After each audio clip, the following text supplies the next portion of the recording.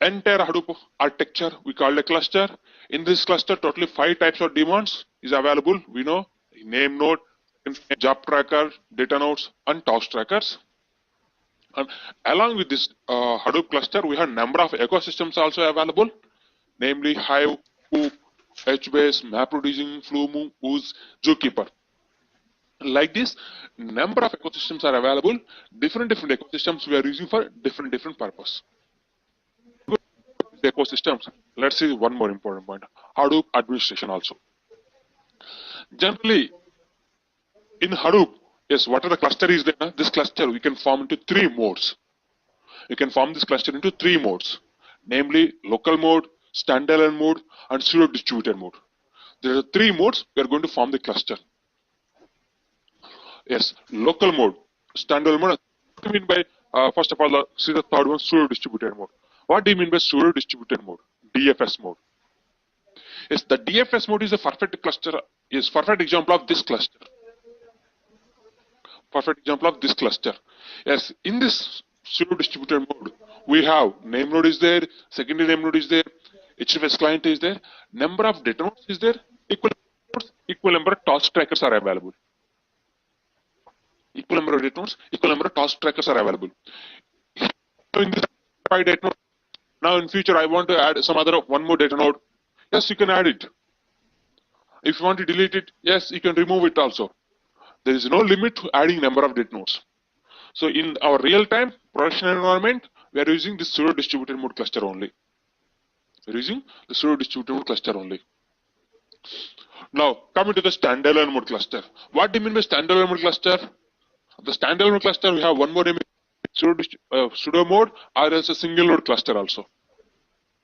The meaning of standalone mode cluster is, yes, in this standalone mode cluster also we have one name node, one secondary name node, one job tracker, and only one data node, and only one task tracker only available.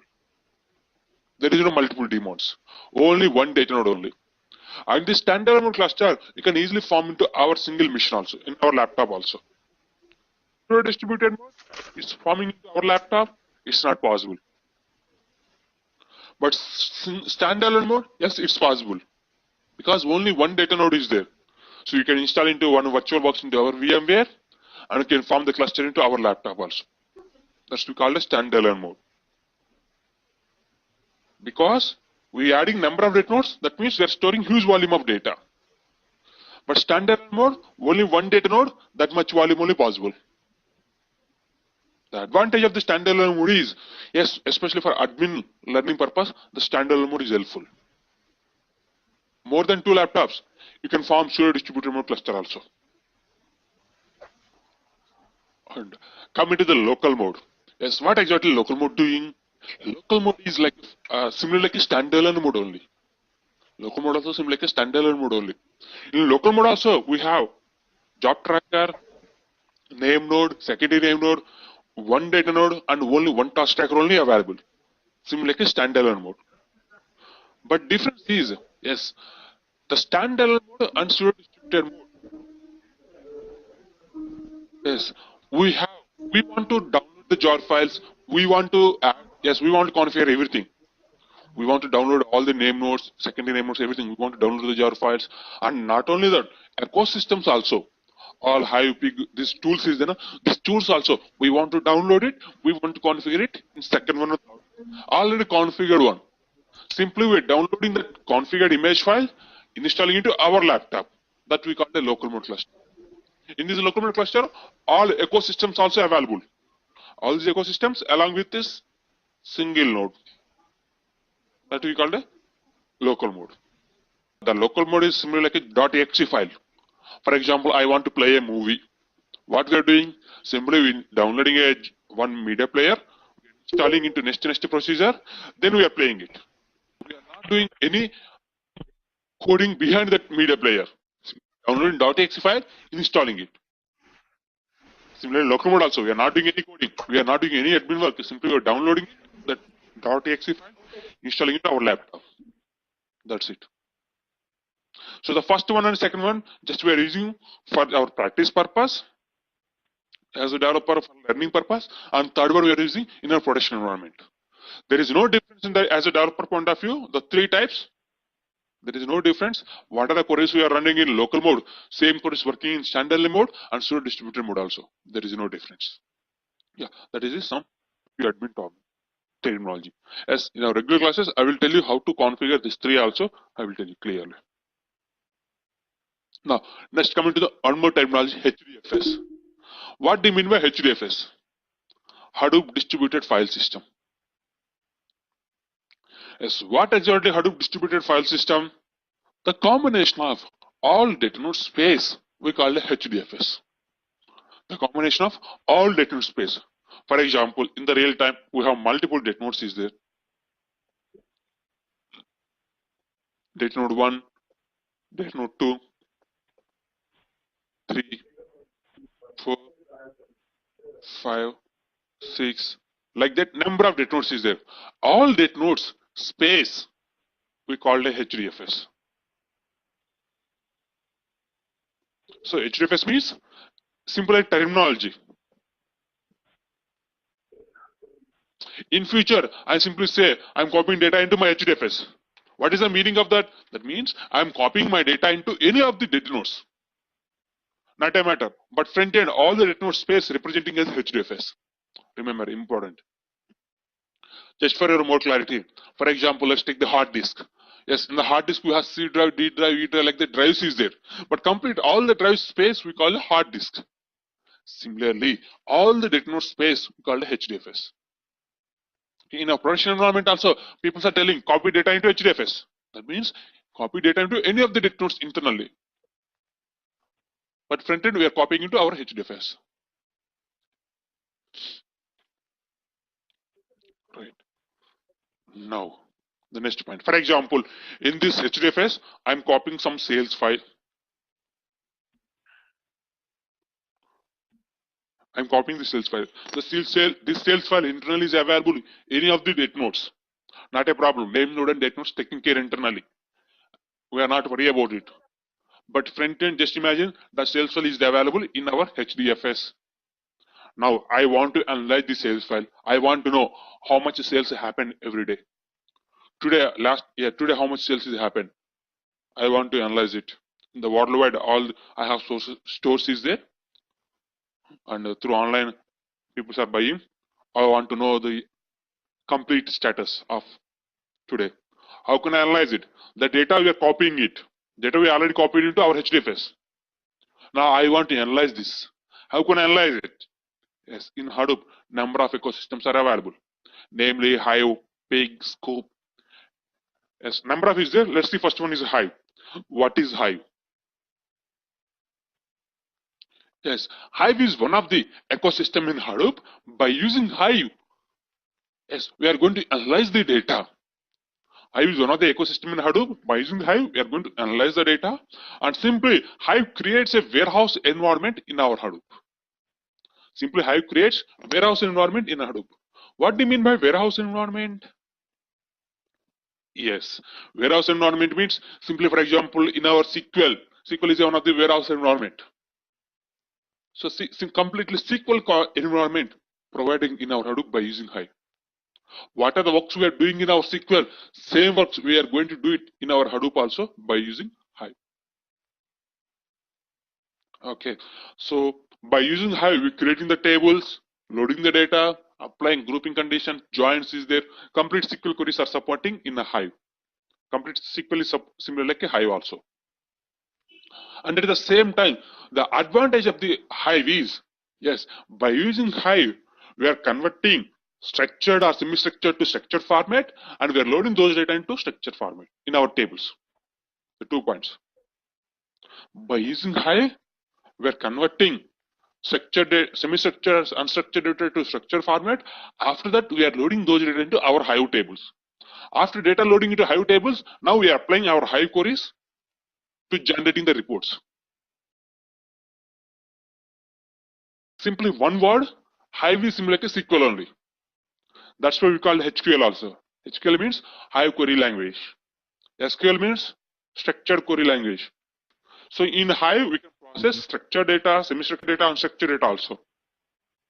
Unstructured data, semi-structured data, converting into structure format, then we are loading into Hive tables. Even the syntax also similar. Create table, table name, schema. Simple like a SQL. Yeah, that is simple high level points regarding Hive. Okay. So especially who came from SQL background, those people else with this as Hive to analyze the data. And in our standalone mode distributed mode, yes, we have 3 days for clusters is now. Second one and third one, download it. We want to install it. This is Hive. Okay, but local mode not required. Already installed one is there. You can directly work on it. So I want to check it. The Hive is available or not. Yes, this is our cluster. So simply log into Hive is simply Hive enter. Yeah, I will tell you this point in regular class. But let's simply Hive enter. Just for testing purpose, Hive is configured or not. Yes, my VMware. Yes, it's configured like this.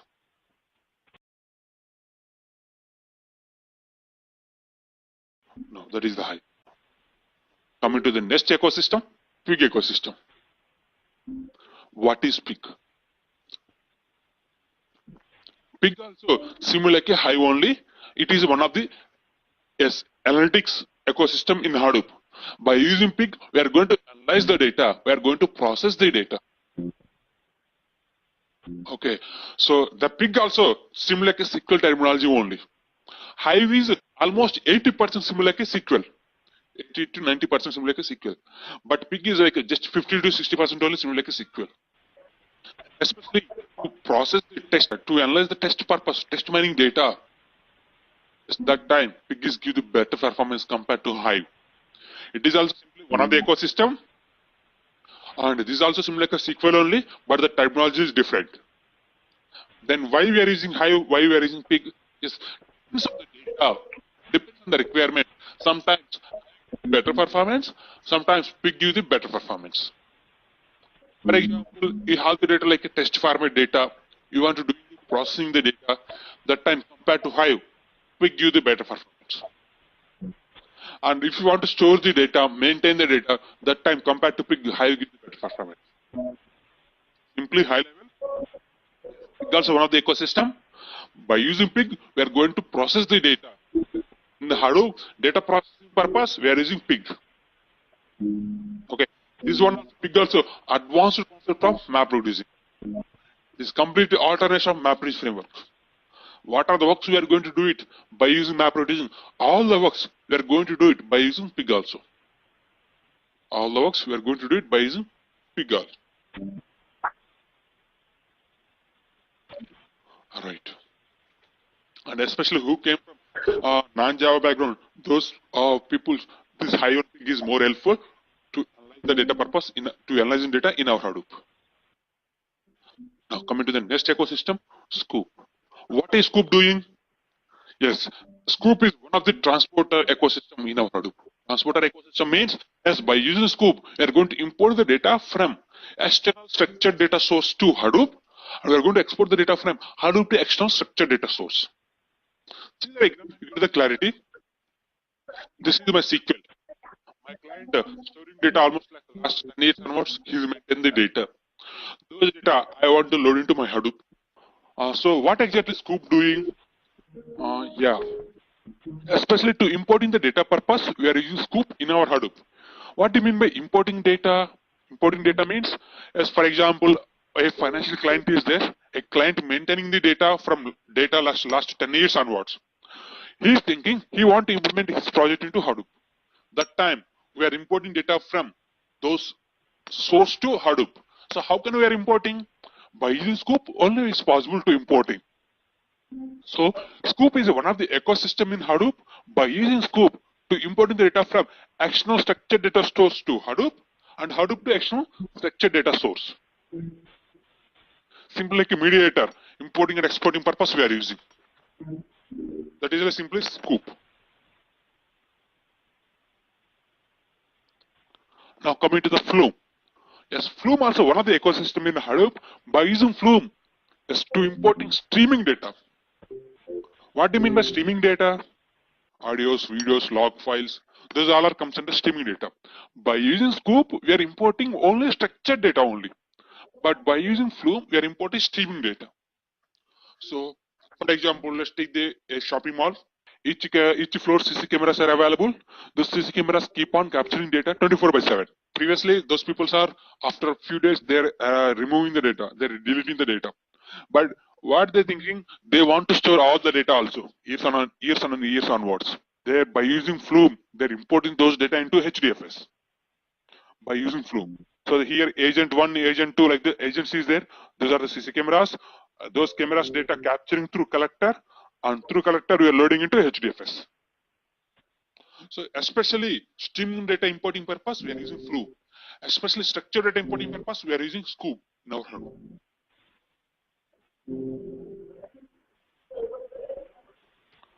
And the next one is Oozy. What is Oozy? Yes, Oozy is one of the scheduler in Hadoop. By defining the workflows, we are using Oozy in our Hadoop. What do you mean by schedulers? What do you mean by workflow? For example, I have some data is there, some SQL, and those data I want to import into my Hadoop. After data is there in the HDFS, those data I want to analyze it by using Hive or Hive and Pick, both. Sometimes Hive, sometimes Pick. So how many ecosystems are running here? 3 ecosystems. So I'm writing 3 queries and submitting. Generally, we are running one by one individually. But we are developing a project, a framework. That time, it's not possible to running individually. We want to configure everything in one work only. We want to form a framework. So if I submit a scoop query, one scoop query completed, automatically I want to run Hive query and Pick query also. So those scheduling we are doing by using Hive, by using Oozy in our Hadoop. What are the scheduler is there? The scheduler we are doing by using Oozy. Not only that, every day I want to run those queries. What are the queries I'm submitting today? Those queries I want to run every day 8 p.m. or 8 a.m. for specific time. Configurations also, that type of scheduling also, we can do it in our Hadoop by using Oozy. Okay. So here see the diagram also clearly, like this is the current running jobs. The current running jobs is succeeded. What is the next step? Start the new job. Current running jobs is failed. What is the next step? What are the requirements is there? All the requirements, all the schedulings, we can do it in our Hadoop by using Oozy. Especially scheduling purpose only, we are using Oozy in our Hadoop. Okay.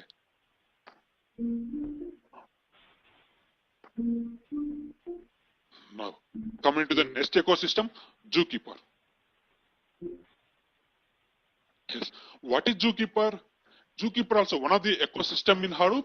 By using Zookeeper, we are going to maintain the data logs. We can control the data logs. That type of configurations we are going to do it in our Hadoop by using Zookeeper. What do you mean by data logs? What do you mean by controlling data logs? Let's see the general example. Yeah. For example, yeah. In the Google box, I'm entering into Gmail. Is it possible to log into the another person also the same browser without signing in the existing Gmail? It's not possible. Similarly, if we take the debit cards, it is a mutual account. 2 debit cards is the same account.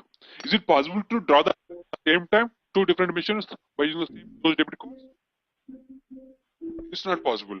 Similarly, in our Hadoop also, we have different servers is there. So any client want to access one client only, or else some servers, all the clients want to access this. Okay, that type of configurations, we are going to do it in our Hadoop by using Zookeeper. Okay, see the diagram also clearly get the clarity. Server 1 is there, 3 clients. Server 1, 3 clients can access the server 1. Server 2, only 1 client. Server 3, there is not possible to access any client. Yes, that type of configurations, we are going to do it in our Hadoop by using Zookeeper. In our Hadoop, right now, as of now, we are discussing few ecosystems. All these ecosystems we are using depends on the requirement. We are using specified ecosystems only. For example, your client is a financial client. Not required Flume. Financial client don't have streaming data much, so we are not using. In my current project, we are not using. We are using Scoop only because my client is a financial client. and my client have more structured data only. And if you have any requirement of the scheduler, for example, in your project, by using Woozy, you're going to schedule it using Woozy. If you are using some other tool to scheduling, shell scripts Linux is there. By using shell script, you are scheduling. Use that one only, not required Woozy. This way, in project, some people are using some ecosystems, some people are using some other ecosystems. There is no rule to use all the ecosystems in our Hadoop. Okay. Now, coming to the next ecosystem, map reducing. It's important, concentrate. What is map reducing? Map reducing is one of the ecosystem in Hadoop. By using map reducing to process the data, to analyze the data. Before map reducing, I want to give you some clarity. In our Hadoop, in our SQL, not Hadoop, SQL, I submit a simple SQL query, select star from table name, salary greater than so and so, some condition I'm applying. Okay. So, what is running behind the SQL query? I submit select star from table name where salary greater than so and so number. That is my simple SQL query. What is running behind that SQL query? Actually, in our SQL engine is there. SQL engine taking care of the responsibility. You are not worried about it. SQL engine only taking care. Similarly, in our Hadoop, if we submitting any Hive query, any pick query, any Woozy queries, Flume queries, Scoop queries, whatever it is, any ecosystem in Hadoop submitting any query, internally that query execution taking care of this MapReduce framework only. That query execution taking care of this MapReduce framework only. So what actually MapReduce is? MapReduce is a software framework that allows developer to write the program to process massive amount of data. So if you want to process the data, you are writing Hive query, if you submit it, that query submit completed, immediately MapReduce coming into the picture. MapReduce internally taking care to process our Hive query. So MapReduce is a dividing into two phases, that is a mapping process and a reducing process. The combination of these two processes we call a MapReduce. A simple requirement, everyone knows word count example. Welcome to Hadoop class. Hadoop is good, Hadoop is bad, simple, some lines is there. I want to know each and every word how many times repeating. Okay, I am writing Hive query, or else same requirement we can do it by using pig also. Both are same purpose. I am writing Hive query or I am writing pig query. Submitted. If you submit that Hive query, pig query, immediately that query execution via this framework only. See, this is our data is there in our data node. One data node, this data is available. Deer, beer, river, car, river, deer, car, beer. This is the data is there in our data nodes. Internally, that query converting into MapReduce framework internally. Okay, first mapping work is running. If mapping phase completed, then reducing phase running. If reducing phase completed, finally we get the output also. In our Hadoop, processing big data, we are processing big data also in less time. What is the reason? Because of this MapReduce framework only. Okay, high level. Just understand. Okay, understand like this. Like what is? Yes, behind any Hadoop ecosystems, MapReduce query is running. So MapReduce means mapping and reducing. These two phases we call the MapReducing. First mapping is running. Once mapping is completed, reducing is running. Simply that's it. So in our future classes, we are going to learning these ecosystems in detail. There are two types of MapReduce is there totally. Totally two types of MapReduce is there. One is internally running, what we're discussing up to now, that is internal running. And second thing is our own code. We are going to implement our own logic also. Same requirement, for example, I want to know each and every word, how many times repeating. This is the requirement. We can do it by using Hive and Pig, but I don't know SQL queries. By using Java code, or by using Python code, or by using R, number of scripting languages is there. By using those languages, I'm going to implement my own code. That we call the second type of MapReduce. Totally two types of MapReduce is there. One is internal running code. Second one is our own implementation code. That is second type of MapReduce code. Yes, second type of MapReducing. Yes, implementing our own code. That time we want some Java concepts, basic core Java concepts. how to running, how to creating, I will tell you, but as of now today terminology, understand this point only. Okay, two types is there. One is internally running, second one is our own code, MapReduce code. So these are the major ecosystems up to now what we discussing. Those are the major ecosystems in our Hadoop. One more important ecosystem, NoSQL. NoSQL, one of the big data storage system. Similar to Hadoop, NoSQL also one of the big data storage systems. In our classes, I am going to explain those big data storage system classes also. NoSQL concepts also. So simply I want to store big data. Hadoop is there. By using Hadoop, we are going to store it.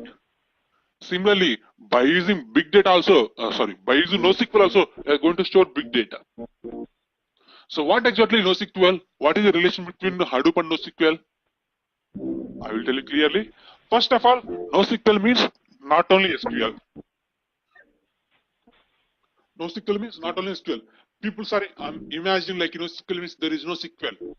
But actually NoSQL means not only SQL, we require more than SQL concepts.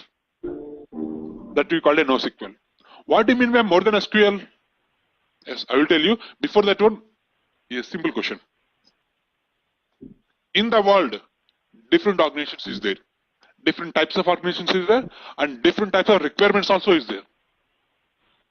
For example, Facebook generating one type of data, and Facebook have one type of requirement. What is the requirement of the Facebook? They want to know mutual friends. How many mutual friends is there? How many people are following each and every web page? This is the requirement of the Facebook. Google generating one type of data. And what is the requirement of the Google? Yes, Google want to know what is searching patterns. People are searching for some keywords. So what keywords they are searching? What is the searching patterns? They want to know this information. That is the requirement of the Google. Let's take the banks. What is the bank's main intention, main requirement? Yes, banks want to know like how many transactions happen, what is the debit ratio, what is the credit ratio. This is the requirement of the banks. Right? Why I'm telling all these points is, in the world, different organizations is there, different organizations generating different type of data, different type of requirements also is there. That time previously, before Hadoop, before NoSQL, by using NoSQL only, we are going to store it and we are going to process all type of data, all type of requirements.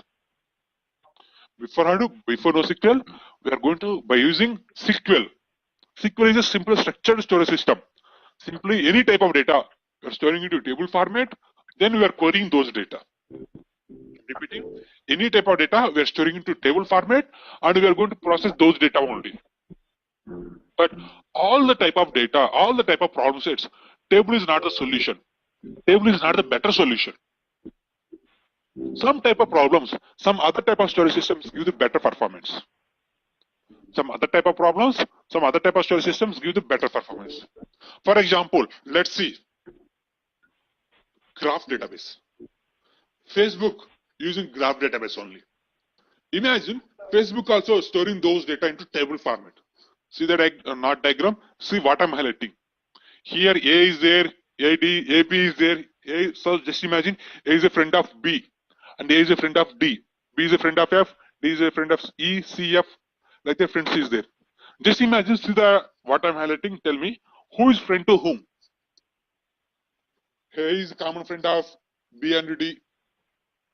Like that we are identifying. But same requirement. See the diagram and tell me. Just a 6 records. Right. Which one is more comfortable? Diagrammatically is comfortable or only this requirement? Diagrammatic is comfortable or else a table is comfort? Obviously diagram only comfort because this requirement is graph database is give the better performance compared to table database. Okay. Now coming to the key value store. One more example. Key value store. In the Google also, if you're searching, if you're entering into any word, for example, I entered a word called